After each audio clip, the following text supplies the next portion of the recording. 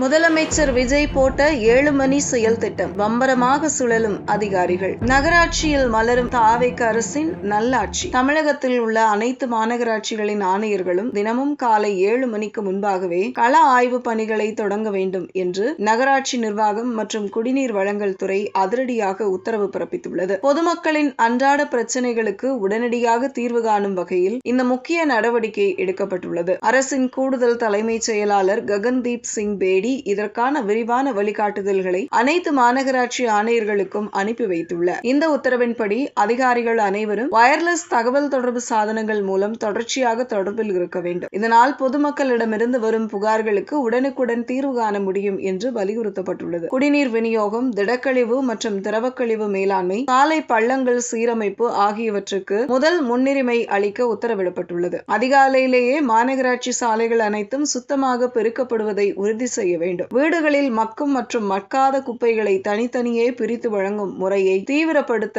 வேண்டும். உரமாக்குதல் மற்றும் bio mining பணிகளை வேகப்படுத்த உத்தரவு பிறப்பிக்கப்பட்டுள்ளது. தவிர தூய்மை பணிகள் குறித்து ஒவ்வொரு வாரமும் விரிவான ஆய்வு கூட்டங்களை நடத்த வேண்டும் என்றும் அறிவுறுத்தப்பட்டுள்ளது. தெருநாய்களின் எண்ணிக்கையை கட்டுப்படுத்த விலங்கு பிறப்பு கட்டுப்பாடு திட்டத்தை தீவிரமாக செயல்படுத்த வேண்டும். பாதாள சாக்கடை திட்டங்கள் உள்ளிட்ட பெரிய உள்கட்டமைப்பு பணிகளை ஆணையர்கள் நேரில் சென்று ஆய்வு செய்து தரத்தில் எந்த சமரசமும் செய்யக்கூடாது என்று நகராட்சி நிர்வாகத்துறை திட்டவட்டமாக தெரிவித்துள்ளது. இந்த அதிரடி உத்தரவுகள் உடனடியாக அமலுக்கு வருவதால் அடுத்த சில மாதங்களில் சென்னை உள்ளிட்ட தமிழக மாநகராட்சிகளில் தூய்மை, குடிநீர், சாலை பராமரிப்பு உள்ளிட்ட அத்தியாவசிய பணிகள் கணிசமாக மேம்படும் என எதிர்பார்க்கப்படுகிறது. இந்த நடவடிக்கை மக்கள் நலனை முன்னிறுத்திய அரசின் உறுதியான அர்ப்பணிப்பை பிரதிபலிக்கிறது.